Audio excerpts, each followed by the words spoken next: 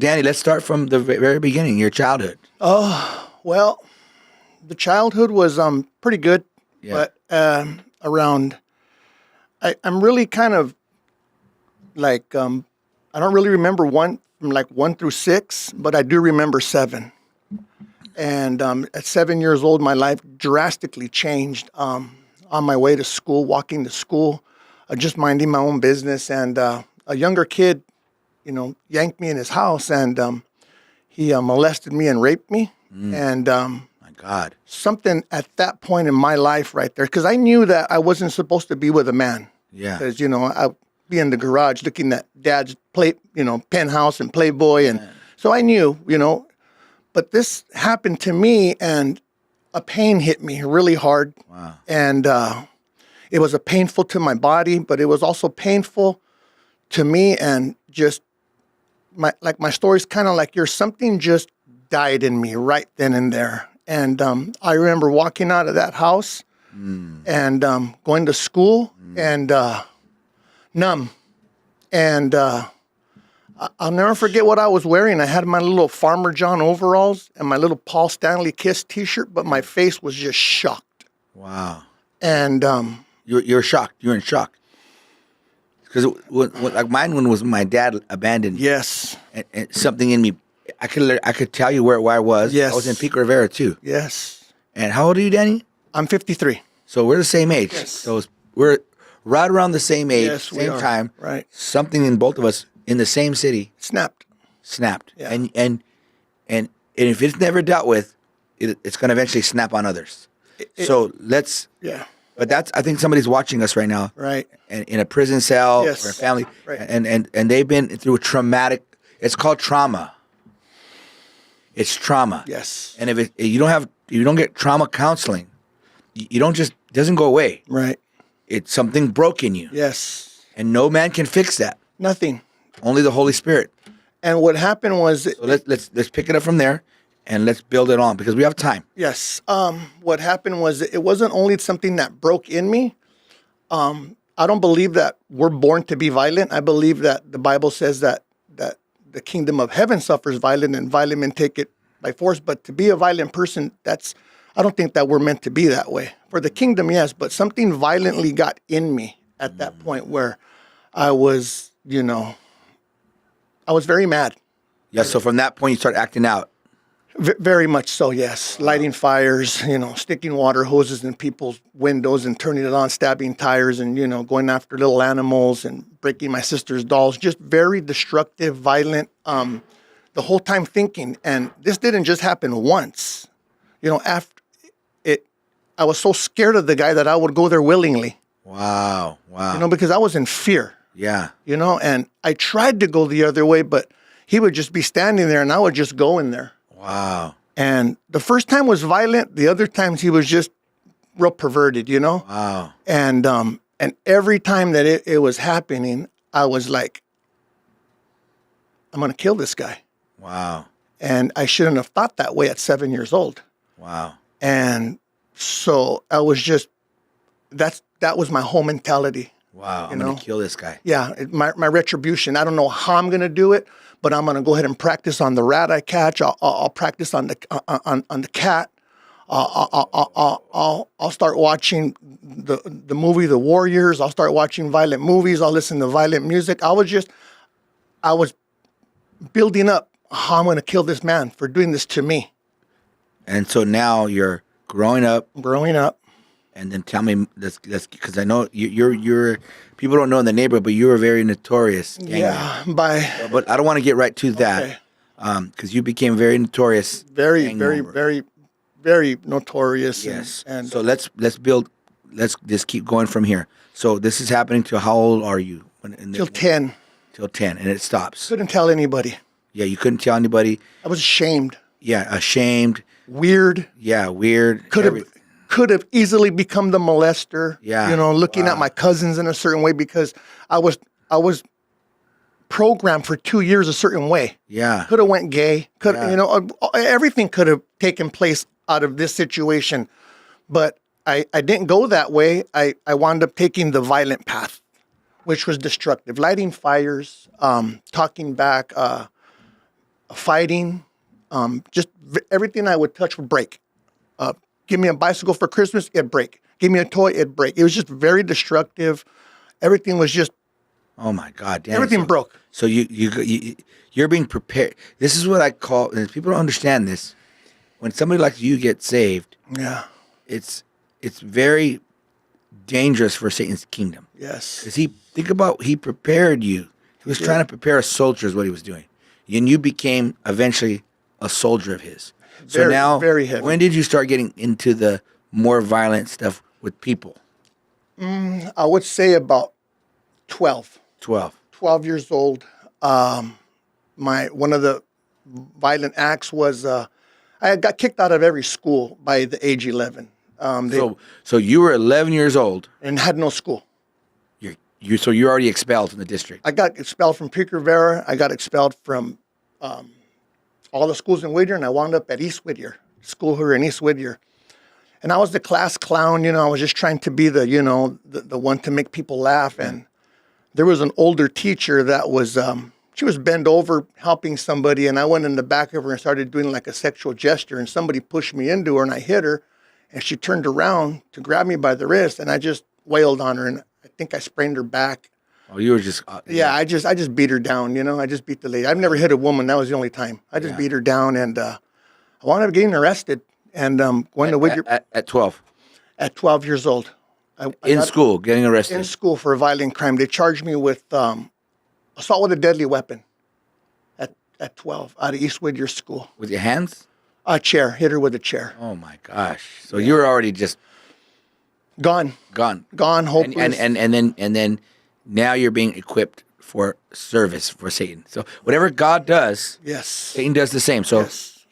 God heals, empowers, equips, launches you for service. Satan breaks, abuses, but then he also empowers and equips. He lies. For service. Right. And there's a whole training behind what he does. Yes. And that's where we're going to get into the mindset of a Right. gangster. So now, I'm going to kill you before you kill me is what it is. Yes. So now you're 12. You go to jail? I went to jail. How long? They wound up picking me up at Los Padrinos, my parents. Okay. And I didn't really, know what it was, but it was just, they took me from Whittier PD, and then they drove me to Los Padrinos, and I wasn't even scared. Yeah. It's just, it was the first time I seen juke balls. They gave me the juke ball. I mean, People don't know what that is. Yeah, it's a certain type of meat that they make in the prison system. Not real meat. No, it's blow up. Yeah. And they gave me that. I'm like, I'm not eating that. And so, from that age, about 13 to 14, I was really involved in punk rock, heavy metal music, and I was just trying to Which is very, and the gangs in your neighborhood was weird. They were a little bit into punk rock. Oh yeah. And also into gangster rap. Yeah. Oldies. It was a weird mix. Yeah, we were into heavy metal. Yeah, but there was a lot of, because of it, was a weird twist. You guys did a lot of weird twisted stuff. There was a lot of weird things in People that got city. burned up in Yes. trash cans all the time. It was a weird thing. So people are listening to us right now going, what the heck, these guys? But this was our reality. It was. Okay, so let's go back. So now you're 12 years old. Yes. You're in jail. Do you go back? What's going on? I get out and I start my criminal career from the age 12 to 18. I was in the juvenile system. I didn't go to no school. I was in the youth authorities, the camps, every juvenile hall. So you're in and out of jail I was in and out of jail for 5 years. from 12 to 18. So 6 years. 6 years. So that's when you started getting institutionalized a little bit. Yeah. Oh yeah. I was already. It was just.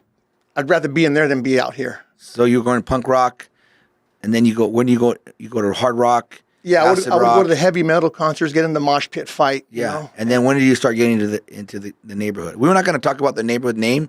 It's famous. But yeah, I got in the neighborhood when I was 14 years old. That means it's a gang. Yeah, I got into a gang at 14 years old, and when I got in the gang, the guys had told me that there's two types of people that are in a gang. Yeah. They said there's a cholo, that he looks the way, and then there's a gangster. Yeah. And I said, I don't want to be a cholo. I want to be a gang member. Yeah. And so I've raised my hand to be a gang member. And and so I just got into a violent lifestyle. And I want to go back a little bit because the rape and the molestation, I didn't even know why I was so violent. That's how blind. That's how much the enemy played on me. I didn't know. I forgot about that. Wow. I didn't even know what happened. You blanked it out of your mind. I guess. Yeah. I didn't know. I didn't even know because jail and things started happening so much that I honestly, Pastor, I don't even. And it's a trip. I'll tell you how I finally remembered that I was raped and molested. But for almost 30 years, I didn't know why I was the way I was. Wow. I didn't Yeah, even- because you put it in your subconscious mind. The Holy Spirit probably brought it up when it was time to get healed. Yes. Yeah. Wow. So I didn't even know. It completely left me. Wow. You know, I mean, now that the Holy Spirit has helped me, I can remember the day and all that. But for years, all the way up until about 36, and it hit me. This is why I am the way I was. Wow. And it came through another individual. Wow. It came through an individual when I was in the prison. I don't want to go too fast, but I was in the prison system and I hurt my knee playing handball. I was one of the greatest handball players in prison. And they're transferring us to a hospital. And there's a kid next to me crying. And I got a hurt knee. And another guy had a heart attack. And I look at the little kid and I tell him, if you keep crying, I'm going to bite your nose off because we're all shackled up. And he tells me, I'm not crying because I'm having an asthma attack. I'm crying because I've been raped and molested since I was 2 by my family. And right there, it opened up my eyes. And I don't know why I told this guy in the bus. I told him, I'm sorry that happened to you, but that happened to me. Wow. And that's how it came back. And I bet you 99% of those boys in prison it happened to. The statistics in prisons is, father, you're molested or you're raped, you're told you're going to be nothing, or you're physically or abused. There's some abuse. You don't end up like that. Every prisoner in there, I don't care how hardcore you are, something's happened to your life. Something's happened. And that's and you just become hardened. Hardened. So now this is powerful. People are getting ministered right now. You feel the anointing. Yes. Feels good to tell the stories to help people. Yeah, it's heavy. It's for God's glory. It's because people are stuck right now. Yeah. And this podcast is going to go, who knows, 20 years from now. Yes. So now, Danny, we got about 16 minutes, so we're just going to just give me a little bit more. It's very important people hear what you became and all this, because it shows the power of God. I know you don't always like to talk about it, but it's good because it shows what God can do. So let's go into some of the depth of the dark moments. Some of the depth of the dark moments was Without incriminating. I've seen a lot. Yeah. I've seen. We don't have to use names or stuff, but we could. Yeah. I've seen more than I should have seen. Yeah. I've been splattered with other people's blood. Yep. My body. I've felt a knife go in somebody. I've been shot at, both on the streets and in prison. I've been in major racial riots in the prisons, and I've been in crazy gang fights on the streets. I've just. I remember this. Yes. We'll talk. This is what when I'm thinking of you, and you, because you were notorious. I remember you guys. We never really talked because, you stayed in your area, they stayed in there. No one left their little areas because it was like, especially in the 90s. Like that now, you were just preaching that all the blacks here, whites here. It's just, but before it was the Mexicans killing each other. Yes. So, then, and we'll talk about breaking that too, that racism. Oh yeah. Because you got delivered. So I remember these apartments that I got raised in. This is interesting. The Mark 90s, the Rivera Villas. Rivera Villas. Right. I got raised there. Yeah. And then later on, your gang, which you were the gang leader. Right. You were the leader of the gang. Yes. You guys hijacked, it must have been 100 apartments there. Yeah. We convinced the manager to let us, run the place. Yeah, you didn't convince him, you told him. So, Yeah, you convinced them. So you took over, it was massive. It was like 5 city blocks. It was huge. Mm-hmm. And must have been, 500 people living there. It was like a New Jack City. It was a New Jack City. That's what we did. And you hijacked it. Yeah. And you put assault rifles everywhere and gunmen, and the cops wouldn't even go in. No, there. the cops wouldn't even come at all. No. We would stand out in the corner in our boxers, and we would just go in and out of apartments and abandoned places, and we just, and that all stems from 7 years old. So that was Was that the worst of the worst there? The worst of the worst is probably when I was in the prison system. Because then that's a different type of darkness. That is, you're in there and there's so many people, but you're just by yourself. Yeah. And you think you have a homeboy.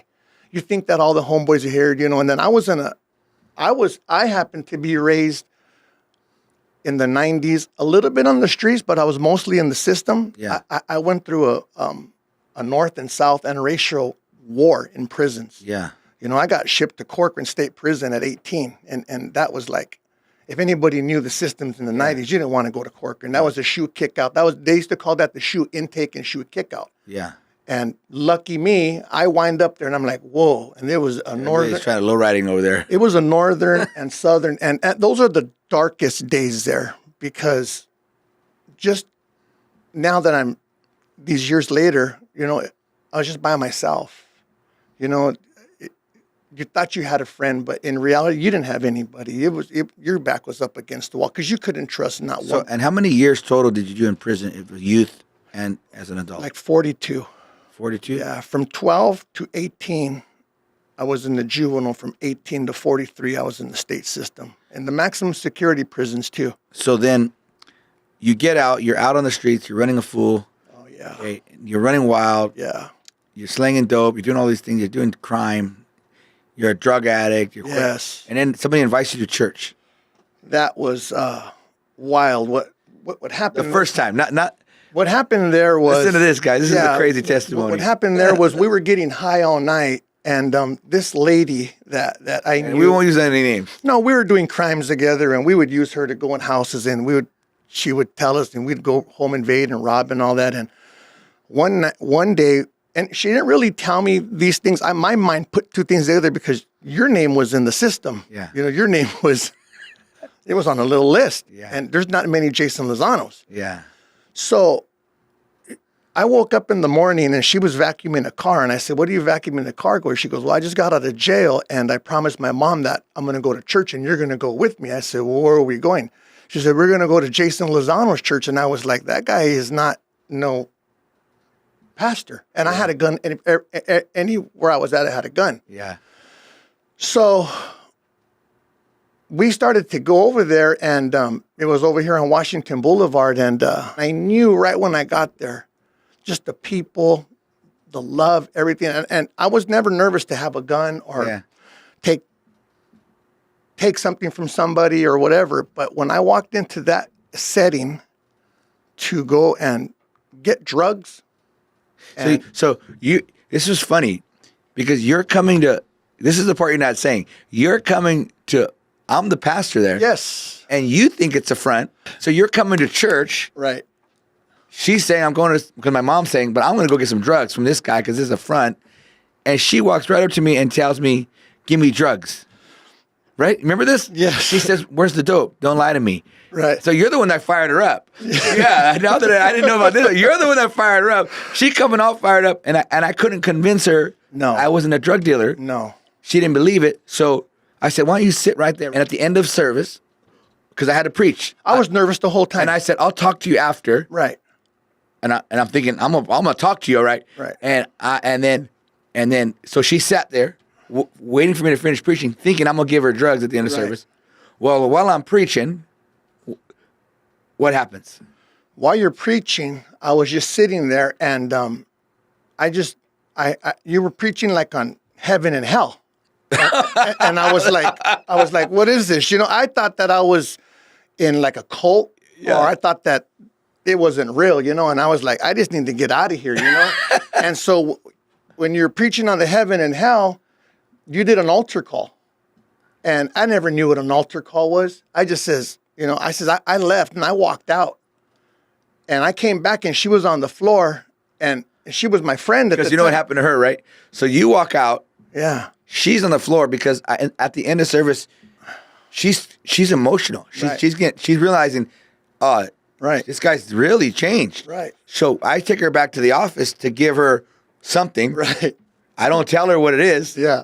And then I freaking lay her out by the power. I don't Right. do it. God hits her. Right. She falls down. She starts shaking. That's when I walk in. She's screaming. Right. And demons start coming out of her. Right. And I walk in and I remember pushing people out of the way to say like, hey, you're hurting my friend because I never seen that happen before. She's getting exorcism. She looks up at me and tells me, I'm being delivered. You need to get saved too. I got a gun on me. I'm thinking, and why did you go to the bathroom? In the middle of the service, you walked out. Yeah, because something in me told me that this was real. And you got freaked out. And I was gone. Because you're like, I don't want that. That's going to weaken me. Well. Or no, that's what I thought. No, well, I mean, I don't know if it was going to weaken me. I just knew that wasn't the setting to do a crime. Yeah, you had to rob me. because it was real. It was now, real. if it was a front, then it would have been full on. Yeah, you know, take over. You know, but I just knew that this is a church. Yeah. You know, and I remember calling my dad right there on the phone, and that was in June 2004 because I went to prison right after, and he got killed in August 24. And I called him. I said, Dad, come pick me up. This wacky lady took me to, I don't know where I'm at, but she's in the ground.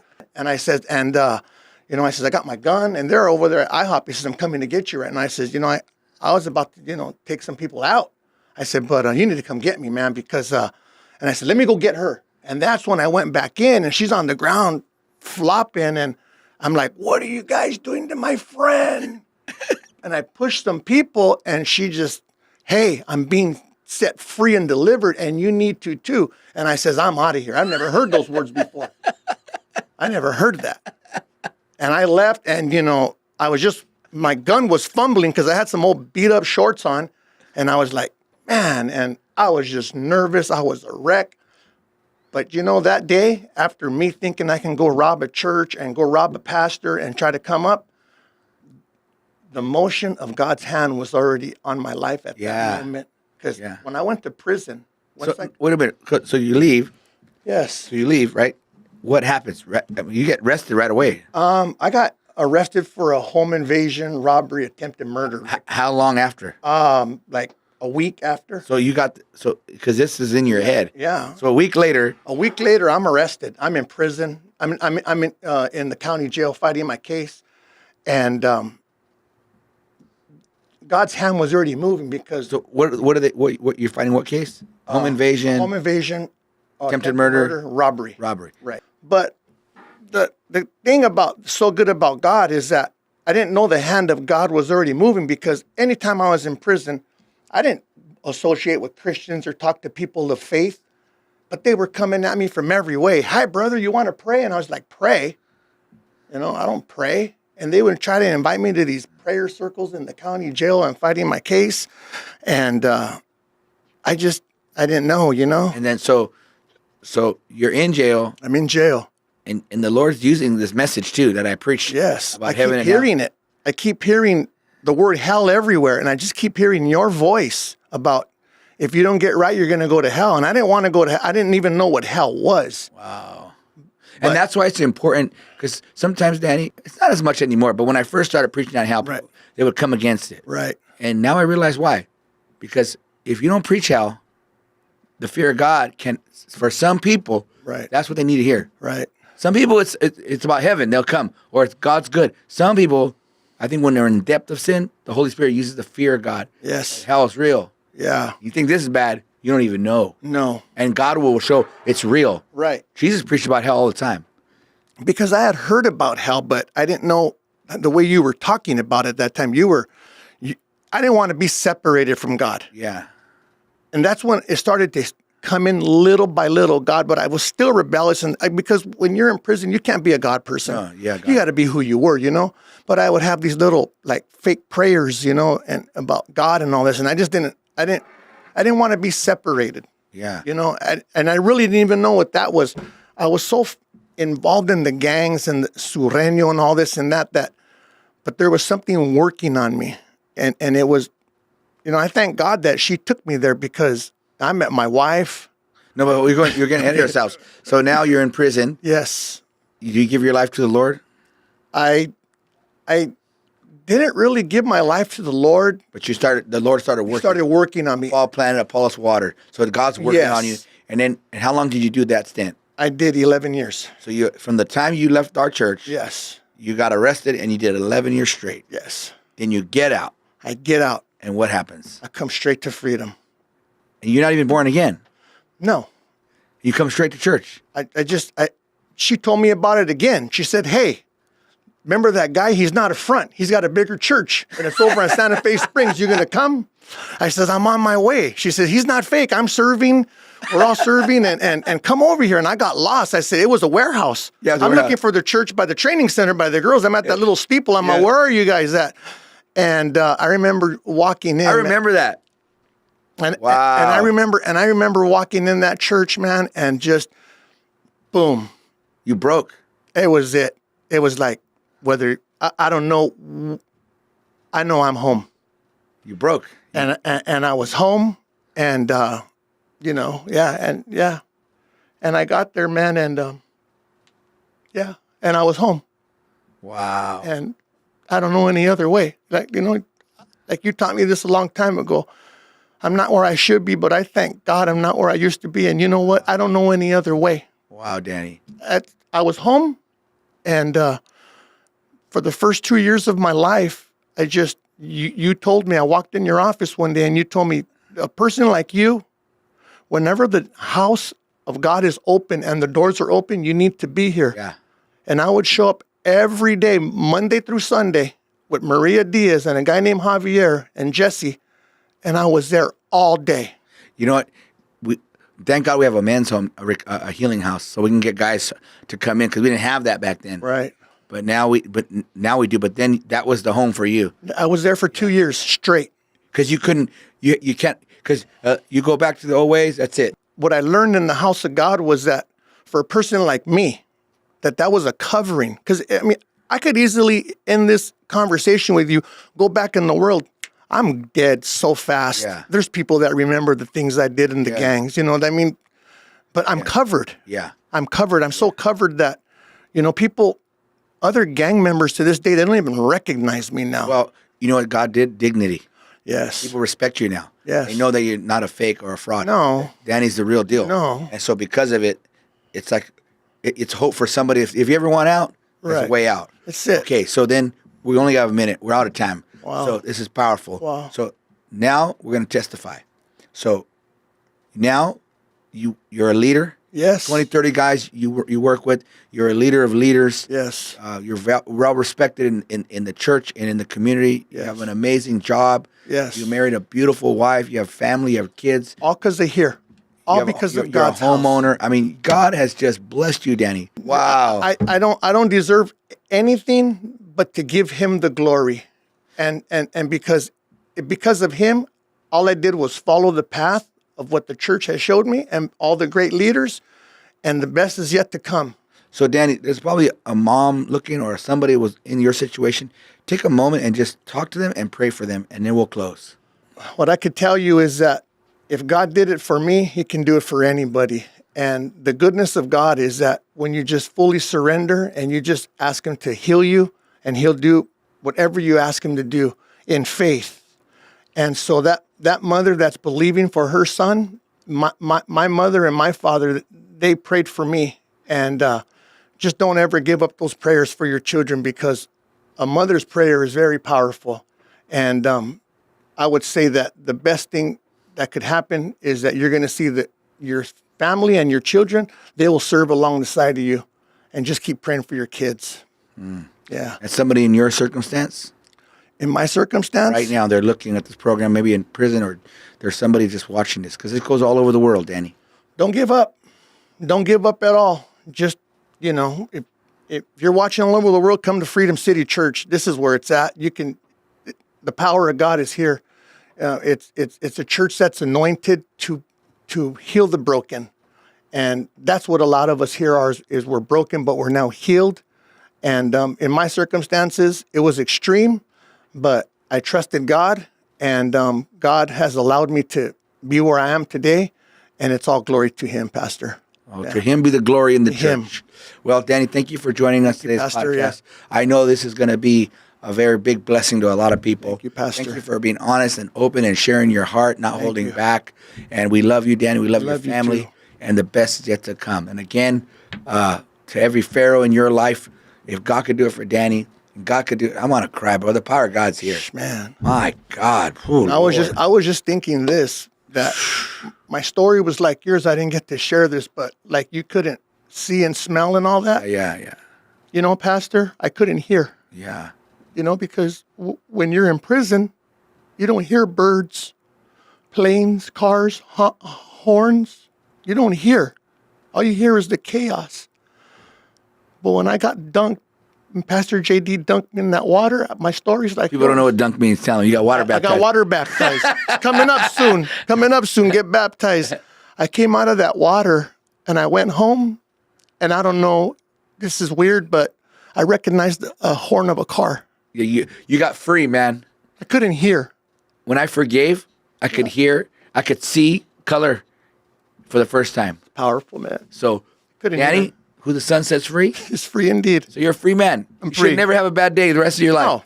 No. Because you may not be where you want to be. Thank God you're not where you used to be, right? That's right. All right. Well, we love you. And again, every Pharaoh in your life, his time is up. It's time to let my people go. See you soon.